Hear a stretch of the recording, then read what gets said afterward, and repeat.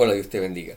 Hoy quisiera que meditáramos un poquito en una historia que conocemos bien, quizás lo hemos visto desde el catecismo de cuando éramos niños, pero quisiera que la volviéramos a repasar, la historia de José en Egipto. Como ustedes saben, es una historia muy bonita, se ha hecho hasta películas y demás de ella. Desafortunadamente las películas no muestran la importancia que tiene esta historia y lo vemos como simplemente algo como pues una lucha contra la adversidad y es mucho mucho más que eso. Así que vamos a comenzar en el nombre del Padre, del Hijo y del Espíritu Santo, pidiéndote, Señor, como siempre, que tu Espíritu Santo nos ilumine con su sabiduría, su gracia, y nos permita comprender lo que esta palabra nos trae y lo que tú has querido enseñarnos a través de la historia de aquel patriarca José. Dulce amado Padre, te pedimos esto en el nombre de tu Hijo Jesús, en el nombre del Padre, del Hijo y del Espíritu Santo. Amén. Ok, me imagino, por la Biblia aquí, que sabemos la historia, pero por si no la sabemos, vamos a repetirla un poquito. Jacob tiene 12 hijos, entre ellos uno de su vejez, de su esposa favorita Raquel, se llama José. Y José es su hijo pues muy querido, igual que Benjamín. Y cuando José tiene apenas 17 años, Jacob, le regala una túnica de colores especiales. Y eso le da por la cabeza a los demás hermanos que ya le tenían envidia y ya le tenían ganas porque era el favorito de su papá. Para hacer la cosa más interesante todavía, José comienza a tener unos sueños en el cual ve a sus hermanos, ve unas espigas doblándose delante de él, tiene otro sueño luego que ve las estrellas y la luna y todos doblegándose delante de él, y sus hermanos, que no son bobos, le dicen: ven acá, ¿qué tú quieres decir? Que nosotros te vamos a servir a ti algún día, ¿qué te pasa a ti? Inclusive su propio papá, Jacob, los regaña, y dice: ¿pero qué estás diciendo? Interesante porque quizás, ¿verdad?, fue imprudente este muchacho. No sé si lo dijo porque se las quería echar delante de sus hermanos o simplemente porque era medio inocente y les estaba compartiendo algo que era muy íntimo que Dios le estaba revelando, pero el revelárselo él a sus hermanos provocó todavía más el odio. A tal punto que ustedes saben entonces que sus hermanos buscan la manera de matarlo. Rubén, uno de sus hermanos mayores, dice: no lo matemos, vamos a echarlo en un pozo, en lo que decidimos que vamos a hacer. Y luego entonces su otro hermano Judá ve a una caravana de ismaelitas que pasan y le dicen: vamos a venderlo. Y lo venden. Bien interesante porque si vemos la historia, estamos hablando de un joven de 17 años, querido por su papá, consentido por su papá, en el cual Dios le muestra a través de sueños algo hermoso, algo que él no comprende, pero le fascina. Y ahora de momento está odiado por sus hermanos y esclavo. Y va preso a otro país, a Egipto. Interesante porque me imagino que el diablo le diría a José en su mente: ¿dónde está el Dios de tu promesa? ¿Dónde está el Dios de tus sueños? ¿Dónde está el amor de tu papá? ¿Dónde está todo eso que tú soñabas que ibas a alcanzar? Así que me imagino que esto sería una gran tentación para José. Sin embargo, vemos que José tiene una característica: todo lo que hace lo hace con tal dedicación que se gana la admiración y el respeto de sus superiores. Así que cuando llega allá, que lo venden y lo compra un tal Putifar, Putifar ve la inteligencia de este muchacho y ve cómo todo lo que él hace para los negocios es tremendo. A tal punto que dice la palabra que ya Putifar no tocaba nada de su casa ni de sus cosas. Él le dejaba todo confiadamente a José, que José lo administrara. Así que en cierta manera, aquí vemos a José, ¿verdad?, con un poco de alivio, que aunque está en otro país, está esclavo, pero por lo menos tiene una cierta autoridad. Así que eso le daría ánimo. Y lo más importante es que José no se sienta en una esquina a cogerse pena y no dice: yo, porque soy de tal color o porque soy de tal raza, me tienen aquí echado al lado, sino que hace lo mejor. Que para mí siempre es la mejor manera de que cualquier raza que se siente que esté siendo, o cualquier nacionalidad que se sienta que está siendo despreciada o oprimida, en lugar de echárselas a quejarse, a quejarse, lo que tiene que hacer es demostrar con dignidad que el otro está equivocado. Y eso precisamente fue lo que hizo José. Con su responsabilidad y su organización se gana el respeto de su amo. Hasta que entonces, desafortunadamente, la esposa de su amo era un poquito, ¿verdad?, caliente la mujer y se enamora de él porque era un muchacho joven, guapo. Si él tendría 17 años cuando lo vendieron, ya tendría quizás unos 25, 26. Había convertido en un hombre guapo. Y entonces ella se antoja de que él se acueste con ella. Y como él no se quiere acostar con ella porque le teme a Dios, porque él es fiel y le entiende, no, esto yo no puedo hacerle esto, sobre todo a Dios y luego a Putifar, entonces ella, muy bandida, lo acusa de que de que él trató de violarla. Vuelve el pobre José otra vez a otra cárcel, donde lo ponen ahí de nuevo y no únicamente está preso, ahora lo ponen de alcahuete, lo ponen a cuidar del copero y del panadero del faraón que están allí presos. Así que para añadirle a la traición de esta mujer y a una acusación totalmente falsa, a una condición de esclavo en un país ajeno, ahora vuelve de nuevo a la cárcel bajo otras condiciones peores y a servir a estos dos hombres. Pero una vez más, José, en vez de sentarse y decir, ¿dónde está la promesa, Dios mío? Tú me has fallado, Señor. Oh, tú me mentiste. Oh, esos sueños fueron falsos. No, confía en Dios y sigue haciendo su labor. A tal punto, una vez más, que se gana la admiración también del jefe de la cárcel. Estando en la cárcel con estos dos hombres tienen sueños y José se los interpreta. No por sí mismo, él dice claramente, nadie interpreta sueños sino solo Dios. Pero vemos que entonces él dice claramente, Dios me da la interpretación. Así que él sigue viendo que Dios está actuando en todo esto. Él confía en que Dios está actuando en todo esto. Y le comparte la interpretación a estos dos. Sabemos que el panadero va a ser muerto en 7 días, creo que 7 días, mientras que el copero va a ser devuelto a su lugar. Cuando el copero, él le dice, le interpreta su sueño, él le dice claramente, no te olvides de mí cuando llegues al faraón. ¿Qué fue lo primero que hizo el copero? Se olvidó de él, por supuesto. Así que una vez más vemos a un José que ya puede tener quizás unos 30 años o más, desde los 17 años, que era un jovencito. Lo que ha conocido en su vida es esclavitud, lo que ha conocido en su vida es no tener esposa, no tener hijos, estar en un país extraño, bajo condiciones que no se parecen en nada a la promesa que Dios le dio a través de sus sueños. Sin embargo, sabemos entonces que Dios también le da un sueño a Faraón. Y esta vez no únicamente, Faraón lo hace difícil, ¿verdad? Para los adivinos, no le dice adivinen, interpretenme el sueño, díganme el sueño, y después que me lo digan me lo interpretan. Y todo el mundo dice, eso es imposible. Y José dijo, es verdad, es imposible, pero no para Dios. Entonces Dios le da a José el sueño y la interpretación. Y Faraón lo pone entonces en un lugar de gran autoridad tan y tan importante que debajo de Faraón no hay nadie más que José. En otras palabras, el único que está por encima de José es el Faraón. Así que este esclavo judío ahora se convierte en casi un faraón de Egipto. ¿Okay? Así que ahí vemos cómo Dios recompensa su fidelidad y su esfuerzo, su paciencia, su fe, su trabajo. ¿Okay? Un Dios que le hace una promesa no simplemente de te voy a dar ciertas cosas, sino que quiero hacer de ti un ejemplo de la fe.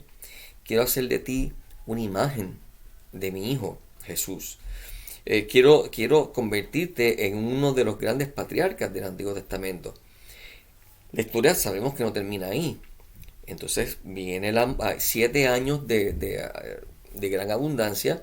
Así que si José tenía 35 años, cuando el faraón lo pone el poder, ya ahora tiene 42. 42 años sin ver a su familia, desde los 17. ¿Okay? 35 años quizás, 25 años sin ver a su familia y su tierra. Pero entonces vienen los años de hambruna y sus hermanos vienen. Y José se enfrenta a sus hermanos. Y lo que me gusta de la forma en que José se enfrenta a sus hermanos, que a pesar de que los hace sufrir un poquito y los pone a prueba y demás, al final cuando sus hermanos le piden perdón, ¿qué él dice? No se preocupen.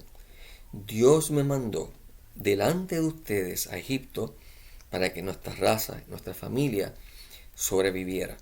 Sabemos entonces que Jacob viene, puede ver a su hijo, él tiene a sus hermanos y se reúnen una vez más y tienen un gran tiempo de paz y prosperidad en Egipto.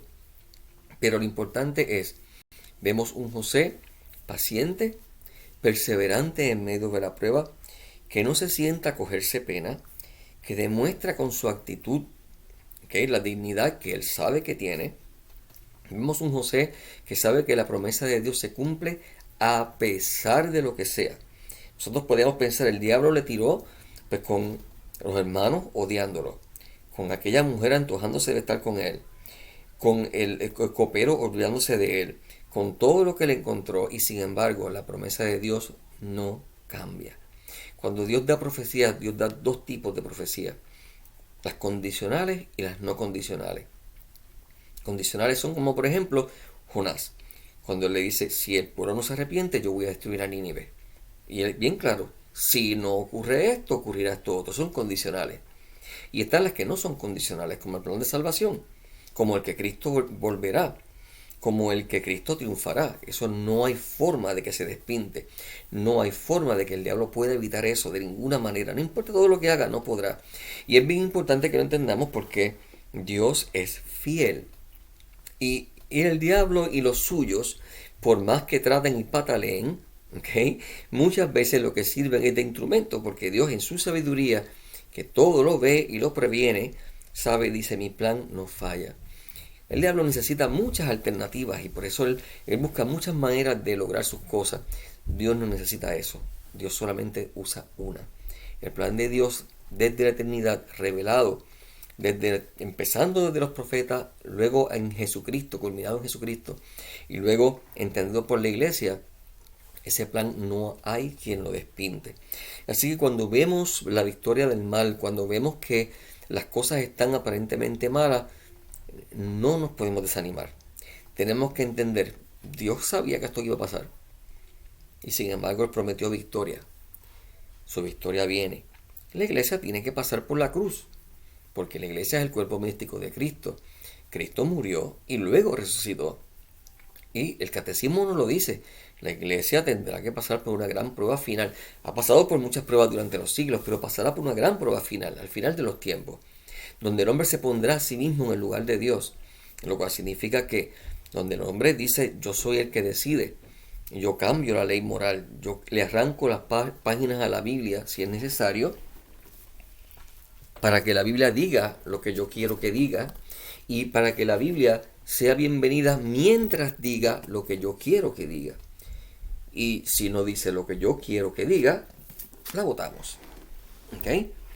Eso lo estamos viviendo ya. ¿Llegará a un punto mayor? ¿Hasta qué punto llegará? No lo sabemos, pero Dios sí lo sabe. ¿Ok? Dios sí lo sabe, y lo importante es que así como su promesa a José no falló, y sus hermanos y su propio papá terminaron postrándose delante de él, porque era nada más y nada menos que su faraón, así mismo, todas las promesas que Dios nos hace se cumplen. ¿Okay? Todas se cumplen. Es cuestión de tener fe, tener paciencia y saber que a Dios no se le escapa nada. Y Dios lo sabe todo. Dios no le dijo a aquella mujer que se enamoraba de José. Dios no le dijo al copero que se olvidara. Dios no le dijo a sus hermanos que lo odiaran y lo vendieran. No. Eso fue libertad propia. Pero Dios lo sabía. De la misma manera, Dios sabía que ahora se iban a dar otra vez millones y millones al aborto de nuevo. Y a Planned Parenthood, que es una institución horrible. Es el diablo disfrazado con 20 excusas, donde se asesinan niños, donde nosotros matamos más niños que lo que los aztecas mataron en sacrificios humanos en su historia. Aparentemente están otra vez ahora celebrando, llenos de alegría, porque ahora tenemos millones otra vez dados por la nueva administración. Ok, celebren si quieren por un poquito, pero la victoria de Dios es final. Nosotros seguimos diciendo y seguimos ahora logrando, ¿verdad?, que los cristianos no puedan decirle a sus niños, Dios creó hombre y mujer, el homosexualismo es un pecado. Ahora se quiere callarnos la boca. Y tienen grandes victorias, tienen grandes apoyadores ahora en los medios, en la política, en todas partes. Ok, ese es su momento. Pero Dios sabía que eso vendría. La victoria es de Dios. ¿Cuál es mi parte? Mi parte, sobre todo, es fidelidad. Oración. Lo que hizo José. yo voy a demostrar con mi vida, con mis acciones, lo que es un cristiano. Con mi dignidad yo voy a descubrir y voy a mostrar al mundo, si el mundo quisiera ver, que un matrimonio católico, un matrimonio cristiano, produce buenos hijos. Produce hijos saludables, mental, física y espiritualmente. Que un matrimonio y una familia cristiana producen un mundo mejor. Son más honestos en los negocios. Son más honestos y más generosos con todo el mundo. Así fue que nosotros convertimos hace siglos atrás a la humanidad, haciendo universidades, haciendo orferinatos, haciendo hospitales. No fue tanto quizás discutiendo, fue demostrando. Nosotros tenemos sí que dar razón al que pide y tenemos que contestar las acusaciones, claro que sí. Pero sobre todo no podemos olvidarnos de que no podemos perder de vista cuál es nuestra misión, ser testigos, ser distintos. Porque si yo le digo al mundo, Dios es lo mejor, pero yo mismo me ando divorciando y traiciono a mi esposa y le soy infiel, o me pongo a ver pornografía, o me pongo entonces materialista, pues entonces tiro por el piso, lo que estoy dando es motivo para que se escandalice. Yo tengo que entender que como José, tenemos que ser fieles para que podamos gozar de las promesas de Dios que Él nos tiene claras y prometidas. Que quienes las disfrutarán, aquellos que perseveren hasta el final, como dice Jesús en el Apocalipsis. ¿Ok? Así que esta historia es bien interesante si lo vemos desde el punto de vista de José.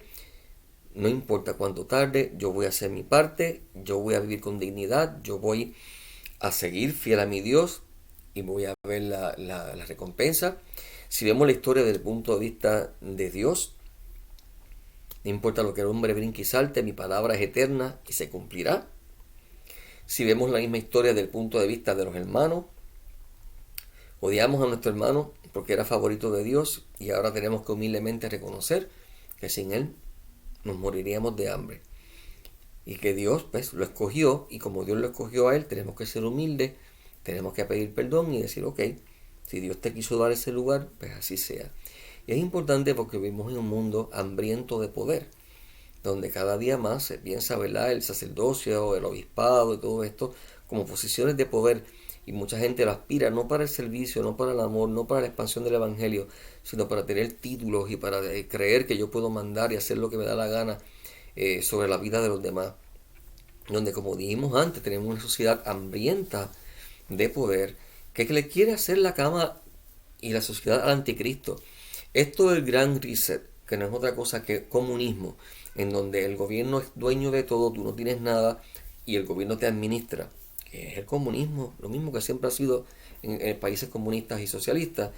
Esta gran promesa que tantos jóvenes se creen ignorantemente de que, ay, que bueno, yo voy a vivir por ahí y voy a pasear y me voy a pasear de país en país porque el gobierno me va a mantener. Sí, claro, Pepe. ¿Okay? No es otra cosa que hacer la cama al anticristo, porque una vez tengamos un gobierno mundial en donde todo el mundo tiene toda una estructura en donde si yo no adoro y no sigo lo que el anticristo diga, pues no voy a poder comprar, no voy a poder vender, no voy a poder subsistir, no voy a poder tener trabajo. Pues entonces lo que estamos haciendo sin darnos cuenta es construyéndole precisamente el reino del anticristo, haciéndole el escenario mundial para que él pueda dominar. Y ellos lo que están haciendo es ya practicando. Se ha practicado con esto del COVID, se está practicando con esto entonces del Gran Reset, hasta que más y más y más personas ignorantes que son egoístas y que piensan que la vida es fácil y que los chavos llueven de todas partes y de que si me prometen dinero fácil, pues esa es la mejor persona. Estas personas le sigan dando poder y autoridad a estas personas que sirven al diablo. Yo no sé si lo sirven a conciencia, pero son sus monigotes, son sus instrumentos. Si a veces tú dirás, wow, qué fuerte. No, solamente léete la primera carta de Juan. Él lo dice bien claramente, los que creen en Cristo, los que viven, son hijos de Dios. Los que obran el mal son hijos del diablo. No lo digo yo. El mismo Jesús lo dice a los fariseos. Ustedes son hijos del diablo. Ustedes hacen las obras de su padre, el diablo. Porque ustedes hacen lo que él quiere. Quieren detener el reino de Dios. Quieren detener el que yo sea rey y señor. Quieren detener que mi palabra, mi evangelio se lleve a todas partes. Pues entonces pregúntate a ti mismo. ¿Quiénes son los que hoy día no quieren que la palabra de Jesús llegue a todas partes? ¿Quiénes son los que hoy día no quieren que tus hijos sepan lo que es el bien y el mal según la voluntad de Dios. ¿Quiénes son los que no quieren que se diga que Dios creó hombre y mujer? ¿Quiénes son los que no quieren que se diga que el niño tiene vida y dignidad desde el vientre de su madre? ¿Quiénes son los que no quieren que tú sepas que el matrimonio es una institución sagrada, que no es un papel, como dice alguna gente ignorante? Es un papel del gobierno. No, es un pacto con Dios, de Dios. ¿Ok? Es imagen de Dios, de la familia de Dios, de la Santísima Trinidad. ¿Quiénes son los que no quieren que tú entiendas y tú vivas eso? ¿Quiénes son los que te promueven y te enseñan y te dicen todo el tiempo que el sexo libre, venga, arráscate con el que tú quieras? ¿Quiénes son los que te dicen todo el tiempo que la vida es para gozarla y nada más? ¿Quiénes son los que te dicen que después de la muerte no hay nada? Y te presentan mucha gente en películas que se muere, bendito, y es que lo más importante es que muera con dignidad. Si se quiere suicidar, que se suicide, porque no hay una vida después de la muerte. ¿Quiénes son los que nos hacen vivir de esa manera tan vacía? Esos son los que se están comportando como los hijos del diablo. No lo digo yo, lo dice la palabra. ¿Tú no me crees? Léela por ti mismo. Primera carta de Juan. Lee los evangelios. Y luego entonces me dices si estoy equivocado o no estoy equivocado. Así que mientras no nos cancelen, pues seguiremos aquí y meditando en estas cosas. Y le pedimos al Señor que tengamos esa sabiduría de José, de dar ejemplo y con dignidad, como dije en un video anterior. Así como Martin Luther King demostró que los negros en Estados Unidos tienen valor, no porque griten, no porque peleen, sino porque son hijos de Dios, porque tienen igual dignidad que tú y que yo y que cualquiera, no importa el color de tu piel, si eres rojo, chino, amarillo, lo que sea. Así como los Tuskegee Airmen, que fueron aquellos famosos pilotos de Segunda Guerra Mundial, que nadie los quería y los ridiculizaban porque eran negros, demostraron siendo más valientes que ningún otro piloto, más fieles, y no perdieron a nadie de los que ellos protegían. Y le callaron la boca a todo el mundo y les convencieron. Así como hay tantas otras personas de diferentes razas y diferentes nacionalidades que han demostrado a la gente con prejuicio que estaban equivocados, no porque gritaron mucho, y no es que no puedas hablar, eso está muy bien, pero sobre todo porque vivieron con una dignidad que demostraba que lo que estaban diciendo tenía razón. Que asimismo los cristianos hoy día podamos hacer lo mismo, que demostremos que la vida en Cristo es distinta, que el cristiano vive feliz, que el cristiano vive en paz, que el cristiano vive con el gozo y la alegría de saber que la muerte no es la última palabra, es un simple paso a algo mucho mejor después. Que el cristiano sabe y tiene gozo y esperanza, porque no importa cuán malas se pongan las cosas, mi Dios tiene la victoria y yo la voy a vivir con Él. Y yo me voy a gozar con Él en el reino de Dios.